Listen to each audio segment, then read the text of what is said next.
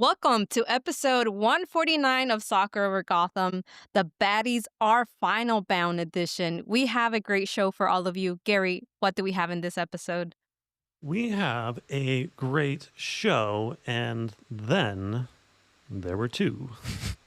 What a game. I mean, it was a tactical stalemate for about 95 minutes, but Gotham loves the show. Jaden Shaw will not be denied. A late stunner of a free kick puts Gotham up. But hold, Orlando, however, will be denied by AKB with one of the best saves you'll ever see. And then Gotham has now taken down the top seed and last season's champions. Then after, we will preview the championship game against our familiar foe, Washington Spirit, a matchup for the ages. Just amazing. But first, I have Amanda and Ruby with me. How are you both? I'm good, thanks. Excited to see Gotham in the championship. Right? Oh my God, so freaking excited. This game, we're going to talk about it, but this was an exciting game, especially because Gotham hasn't gone to another final since 2023. Last year was a weird spot for Gotham and they didn't make it. But yeah, I'm so excited to see Gotham in the final. Gary, how are you?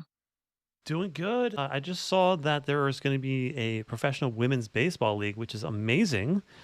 I don't follow baseball, but it sounds amazing to me. Yeah, like just growing Yeah. and growing and growing. I know the first thing I checked is if New York or New Jersey were going to have a team. Of course they're going to have a team. So yeah, I'm going to be rooting for New York. Yeah, Los Angeles, San Francisco, New York, and Boston. Boo, Boston. Sorry, Amanda. Yeah, so that's very exciting. Ready to jump into this one. First, guys, everybody follow us on Soccer Over Gotham on Instagram, Threads, in YouTube, and Soccer Over Gotham on YouTube. Find us there. Subscribe to us there. I have a new design for a T-shirt that came out a day or two ago, which I found out there was like 26 train lines, so I decided to create, because there's 26 players, which Gotham is only 25, so I added Juan Carlos Amoros to the list. It's a fun design, so go check out our TeePublic store. Search all four words Soccer Over Gotham podcast. That's the only way you're going to find it, because it's weird. So there is going to be some watch parties coming up. Amanda is going, which is amazing. Amanda, tell us about how excited you are for going to see it. So excited. This is my first time ever going to a championship game or really anything like this. I've been at games here at Sports Illustrated Stadium and in Washington, D.C. at Audi Field, but this will definitely be something else. Seems like there's a lot of cool opportunities for media, getting to see the skills challenge, having a media day, and I'm really excited. When I decided to go, I wasn't sure what teams would be there, and so really lucked out with Gotham being there.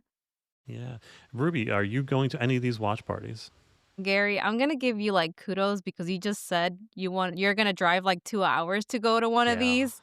I'm going to. Like I just think about the drive and I'm like, oh, like my couch sounds so much I got you. Mhm.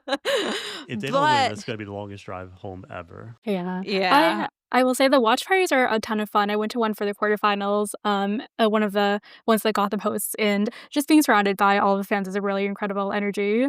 dude, if they had one in Morristown, I'll be like, I'm there. Mhm. But I'm gonna think about it. For now, it's a no, but who knows? Like maybe I get like hype last minute and I'll join one. There will be at Legends, 6 West 33rd Street. There will be Fulton Hall, 250 Ashland Place, Brooklyn.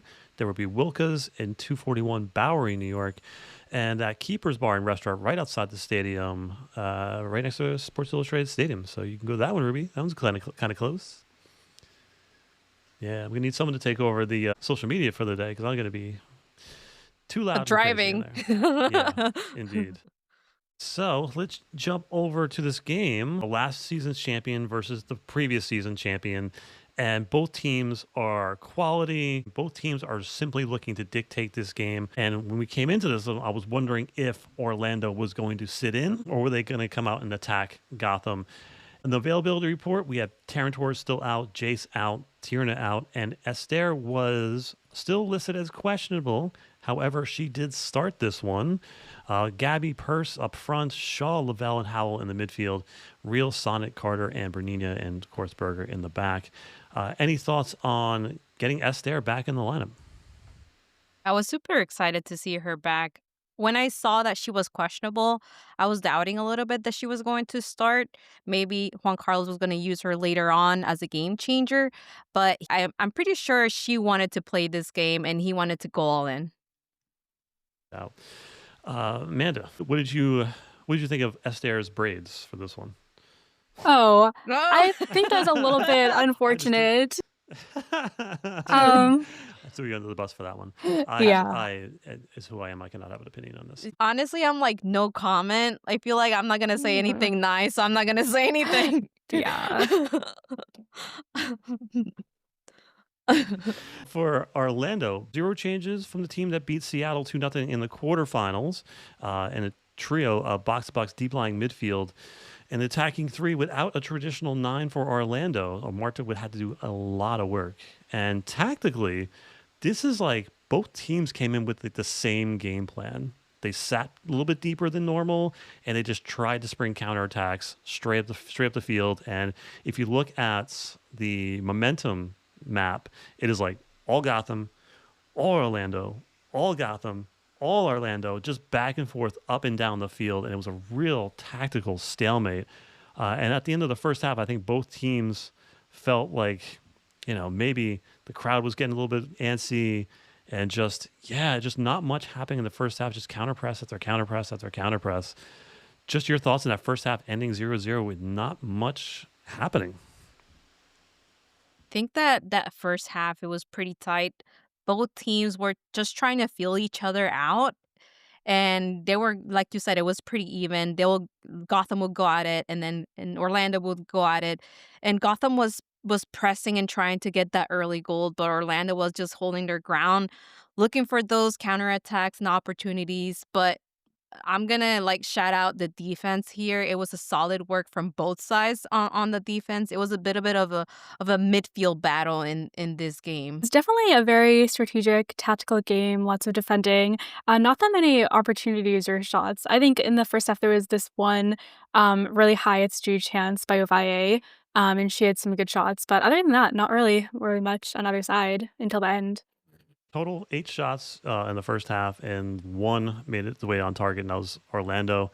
2 big chances for Orlando, but 0 for Gotham. Not much going forward for Gotham. It can get like that sometimes with Esther up top, where sometimes she drops in a little bit too far, or we're not getting too much pressure on the opposing team.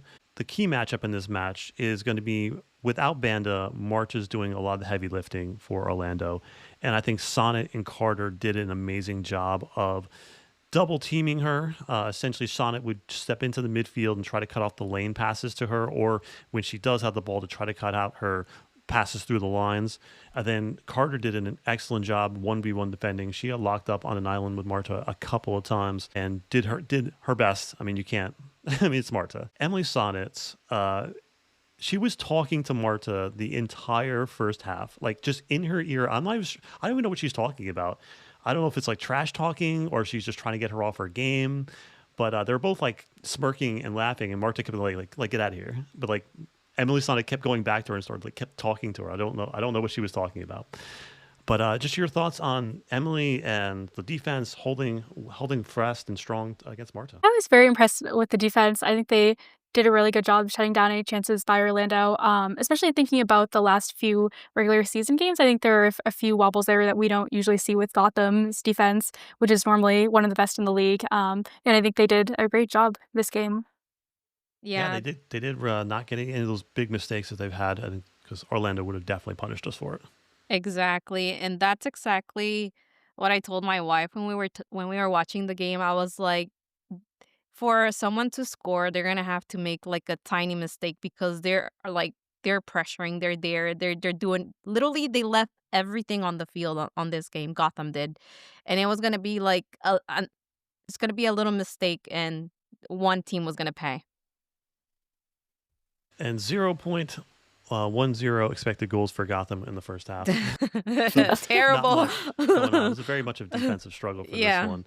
The one Ovalle chance was closer to 1 expected goal, because you expect her to put that away. Luckily, she didn't. The second half, it was more of the same of the first half for about 45 minutes. And it would not be a Gotham playoff match without some type of late game hysterics or drama. It just seemed like it was destined for one moment of brilliance. And this happens in the 96th minute.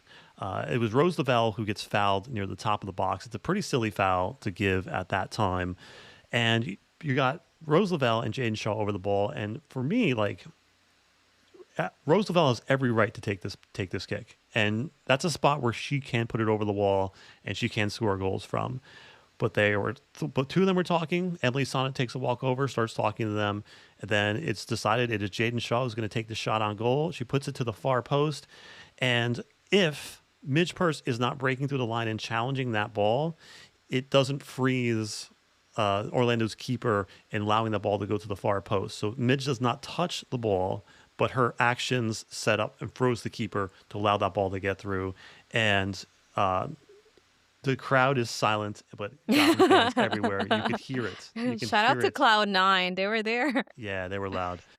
So just your thoughts on like the Gotham doing it again late. Dude, yeah, like I honestly thought this game was gonna end 0-0. We're gonna go to extra time again, and then that extra work that they don't need to do.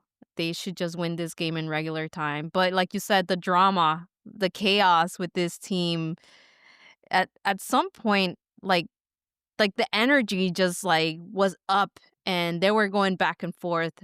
And that moment we were all waiting for, absolutely brilliant from Jaden Shaw.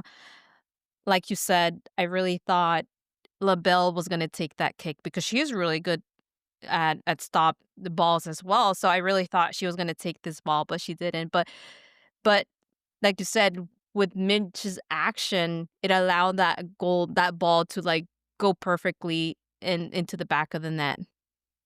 Yeah, what a strike. Was amazing, especially after the last match against Kansas City, scoring goals at the end of um um at the end of the match again. Yeah, I thought it was a really impressive goal. Jaden did a great job. She's really stepped up. It's just so amazing to see her succeed and be contributing, putting her team through in the playoffs after her time in North Carolina. I think it's really incredible, and you can just see how happy she is and how excited she is to be making a difference and playing an important part on her team again. And yeah, Gotham is just a really strong team in the playoffs. It's super impressive the past few years how much success that they've had. Yeah, you're totally right. With Jaden Shaw, she's been here what, 2 months? two It's in months. September, yeah. Yeah, she's talking about like her sisters and like she's so like happy and just locked in and just amazing to see how much this team means to her now. And I'm just glad that she's locked in for such a long time and she's going to be brilliant for years and years and years for No, this team. Uh, 2029, right? yeah, 2029. Ooh, oh my God, that is awesome. 2029. And then in the last few minutes of that game, Berger with that incredible save. Tell me, like she denied Orlando that equalizer. Yeah, we score and it's like, okay, cool, we got it. And then, of course, there's got to be something else. A really silly foul by Mandy Freeman. She just clatters into somebody. Then Marta puts in a perfect ball into the box and headed on. And Berger being Berger, she's like 7'8" or something, with her wingspan, gets that ball. And she not only gets that ball, she punches that thing out of there with authority. So one of the best saves you'll ever see. She's so funny. She's been like taking her time after saves and like going down and like letting the crowd get into it a little bit. She was booed pretty heavily there, but what a save! And Gotham survives. It was just a really incredible save, looked like it was going in. She always steps up in these really big moments. Reminds me of some of her saves in the Euros, this past summer as well, that were really incredible and shows why she's one of the best keepers in the world. Yep, indeed. So, any player notes? Any players you want to highlight from this one? It was pretty much a stalemate. Oh, I feel like this game was a team effort all Hmm. around. Of course, we had the players that stood out, like Jaden Shaw, Berger, Carter, Sonnet. I feel like it was a whole team effort for me. I just want to give a shout out to Amoros. I think he coached this game very well, and I think it was very smart of him to take Brunini out at that time. Getting late in the game with already on a yellow, and Brunini plays a little bit loose sometimes, as we know from last year against Washington when she gets beat. So it was a smart decision, bringing the veteran, just shut it down. And just my only takeaway from this game is that we talked about this a couple times during the season, but I always say that good teams beat the teams they're supposed to, but great teams just find a way. And there was times during this season where I was like, I don't even know if Gotham's a good team because they were just losing games they Totally. should not be losing. But this in the playoffs, Gotham is a great team. They find a way. And for the second half of this game, Orlando and Gotham were so afraid of making the mistakes that they were sitting deeper and not taking chances, or they were like really gassed in that back and forth first half. But everything slowed down that second half, and Gotham somehow found the energy late in the game to put it away. Amazing. Any other takeaways? Yeah, honestly, can't wait for the next game. We've seen Washington several times, so I just think it's going to be so exciting. But yeah, this game is going to go another one on the books for Gotham as a great game. And hey, like you guys been saying, this is the third year that Gotham goes to the playoffs. Amazing. Yeah, and if it weren't for penalty kicks last season, that would have been 3 years in a row Gotham would have been in the finals. That's What? pretty crazy Yeah, considering like how far this team was. yeah. Yeah, And I hope they practice some penalty kicks just in case because no Ruby. dude. Oh Mhm. no. No, no penalty kicks. Just in Oh case, like, again, like, hopefully they practice enough because it was terrible last year. yes. Terrible. Post game quote from our Jaden Shaw. She says, we're going to keep doing what we need to do because haters going to be wherever we are, and that means we're doing something right. A lot of gems from Jaden lately. I know, She's on right? one. Giving us the Yeah. content. Totally. Yeah. Any stats from this one? Total shots in this game for Orlando 11, and then for Gotham only 5, but they Only won. 5. One on target. That's all Yeah. that matters. uh, Maddie, you want to take some of those Opta stats? The 2025 championship match will be the 44th meeting between the Spirit and Gotham in all competitions. So it surpasses Seattle and Portland as the most played fixture between two NWSL teams. Really exciting. Indeed. And I want to put this out there. So I've been skeptical of the Washington Gotham rivalry. However, Yeah. I changed my mind. So I think this is absolutely a rivalry now because of just like wherever you turn, it's Washington, right? And it's like we're playing them in the CONCACAF Champions Cup coming up next season, and like we played them in last year's playoffs. So like, yeah, I think seeing like our two teams with our trajectory, we're going to be playing each other in big games over and over and over again. So I think it just has to be at this point. So, any more stats, Amanda? Yeah, Jaden and Shaw's goal. It was the second direct free kick winner in second half stoppage time in NWSL history, regular season or playoffs. League legend Alana Kennedy in 2017. My stat is Carter, I think, underrated in this game, had an amazing game. She was left on an island because Sonnet was traveling into the midfield and trying to provide some offensive help.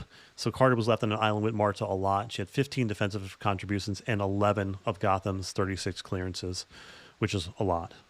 And the hero of the match, I did not put a poll out. It's Shaw/Berger. I don't think anybody disagreeing there.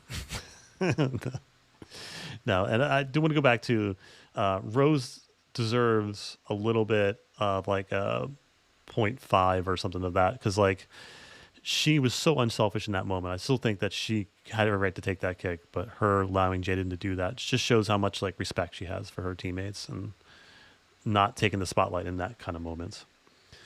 So odds and ends, I think we should talk about two things. First, I think we should talk about Amoros and his unreal start to his tenure at Gotham.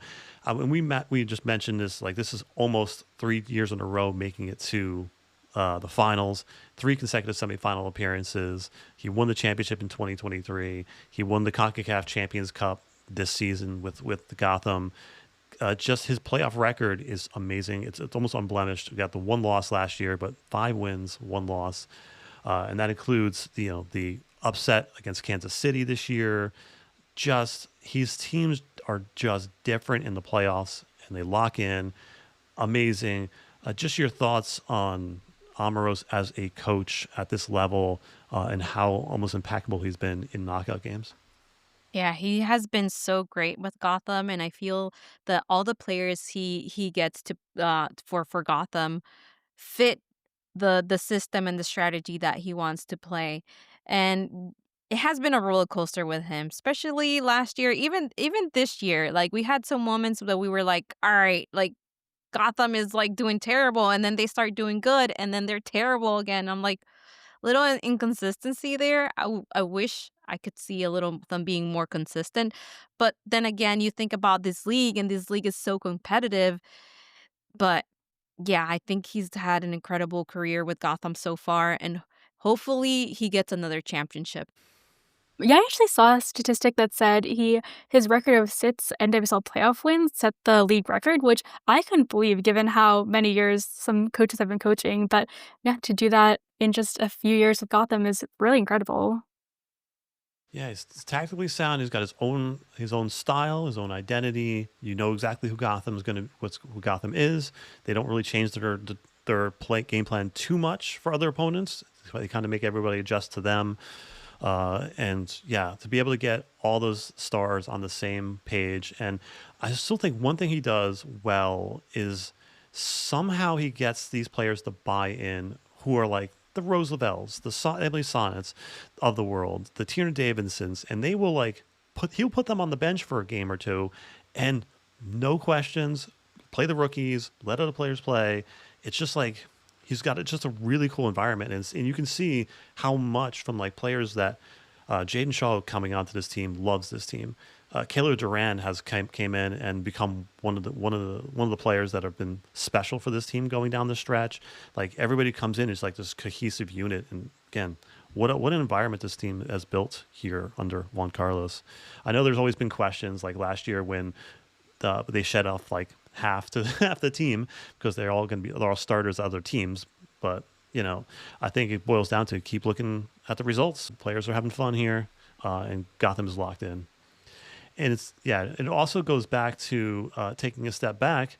Yael, what she built here, and if we remember, Yael took over a team that was heading in the right direction. The Gotham rebrand was a good thing. And then we find out that Elise LeHue was doing some shady stuff behind the scenes. Gotham was not staffed. It was a mess on the back end. And Yael pops in, and she has never been a GM before. So this was like her first shot at it, and her first coaching pick was a dud. Sorry, Scott. Just was not the right coach for what this team needed. He was a little bit out of his depth. The team had a historically bad season. And then Yael wrote this long email letter, what do you want to call it, addressing the fans. And she listed like 15 things that she knows are wrong and that she was going to fix, and to have faith in her and her system and what they were going to do. And she has come through on almost, as far as I know, all of it, and has turned this team around. You look at the back end; it's completely, nearly filled out. They're, winning games. The team's doing well. They're building things, and it's like what a success she has been in the back end. And I know that she's been not in front of the team recently. I know she had some health issues she's probably still dealing with those health issues, but she deserves all the credit in the world for basically, putting this team back together and building the culture, the back end of this team, building the winner that we see today. Definitely, like you said, it feels like forever, but it's only been 3 years that she took over, and without experience, sometimes you just need someone to believe in you. You just need someone to give you a chance, and you'll be like, look what she did with Gotham, and this is just the beginning for this club. Hopefully, this club will be like we see in the Thorns. Like they have, uh, it's a team. Well, the Thorns is a team that it's been. Like, when you think of the NWSL, like, of strong teams that have, like I think about the Thorns. and I never saw that in sky blue. You know what I mean? With the rebranding and now that everything that Gotham is doing now for this club, I see this club glowing international, going globally, and honestly, that's what they're building for. All these new tournaments that Gotham is going to is not because of luck; it's because they worked their ass off. Absolutely. Amanda? Yeah, just like you both said, super impressive. I only really became a fan of Gotham in the past few years, so wasn't there when they were struggling a bit more. But over the past few years, just super impressive what she has done with the club. And then knowing that players speak highly of her as well is really great to hear. Yeah, just super excited to see where Gotham goes next. Yeah, she's an amazing person. She's connected. She's like she's from New Jersey too. And this is true. My first professional women's soccer game was the Sky Blue game against FC Kansas City. Because of the name of their at the time it was just like Kansas FC or something. But it had Yael Averbuch and Becky Sauerbrunn as the center back pairing, I believe. So got to see her play in my first game for women's soccer. And I would like to interview her. So I should reach out and see if we could talk to her because it would be a really interesting thing. And we should do that, Ruby. Yeah. We should do a deep dive on this sordid Yes. history of Sky Blue Yes, FC. and and not only that, but during all these transformation, everything that she's done Yeah. for the club, she also had another baby. She also had some health issues. So she's such a warrior. Okay, so let's jump over to this game. Gotham FC versus the Washington Spirit again. The stage is set for a monumental showdown following a playoff run designed by history-making upsets and late-game heroics, including the last one we just talked about. Gotham FC is heading to the championship one more time. It's going to be a game that is very interesting. Is Rodman going to start in this one? It could be her last game in the league. It's going to be Saturday, 8 p.m. For me, this is a midfield battle. This is two of the best midfields in the league. Jalen Rose and Shaw versus Santos, Hirschfeld, and Bethune. I think the wide areas in this one are going to be of most importance.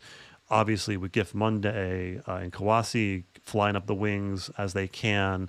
I think both Berninia and Lily Real have to really not get caught forward in this one. We can't have another repeat of Berninia tracking back and getting a red card as we did last year. Just your thoughts on these games. Dude, I can't believe Trinity's all considering leaving the NWSL, but it is what it is because that pay gap, Yeah, the come on. cap, that pay cap, it really messes up the talent for the NWSL. And I cannot wait for this game.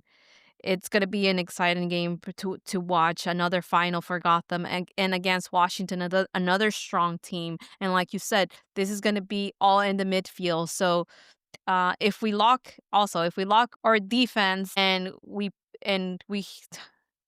our midfield has to win here, Washington, because Santos, it's so good. She's so good also at stop balls. So we got to be careful with those stop balls with Lacey Santos. Well, I think the Spirit is a really good opponent. Watching Crassie and Gift Monday working together in that goal last weekend really highlights what the Spirit can do and something that Gotham should definitely be afraid of. Their forwards working together are just really good and definitely something to be worried about. But Gotham has had pretty good results against the Spirit this year.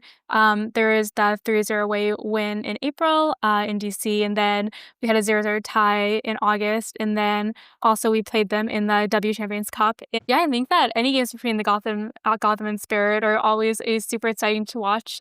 Two really good teams, and yeah, definitely a growing rivalry. Yeah, so Gotham has faced, I think, Washington 3 times already this season. The good news is Washington has yet to score on Gotham, so we got that going for us. And this is also Esther's favorite team to score against. She's scored 5 goals in total against Washington and 4 against the Royals. So let's go, Esther. Any manifestations for this one? We need a championship. What else? Come on, Gary. Can, I do want an Astaire goal this game. yeah, can Gotham just win a game, win something without drama. Can we Yes. do that? Can we just like score one in the first half, one in the second half, and let's just get out of there, and then let me take my long ride home and and just be happy the entire time. What's your score prediction? Come on.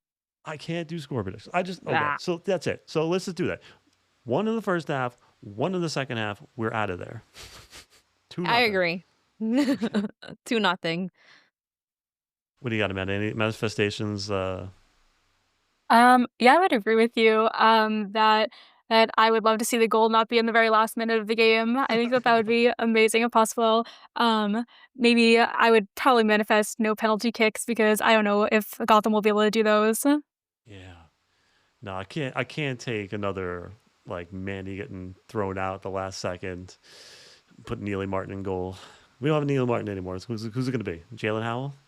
All right, I'll shut up now. All right. Any random thoughts before we get out of here? No, do you? I know you do. Yeah. So first, I'm reading a really interesting book. It's called "None of This Is True" by Lisa Jewell. I am 55% the way through, and it just took a weird turn from like mystery to like probably true crime. And it involves a podcast as well. So Ruby, you might like it. I'm loving it so far, and I just hope it doesn't let me down at the end. But if anyone gets a chance to read that, read it. It's good. It's called "None of This Is True" by Lisa Jewell.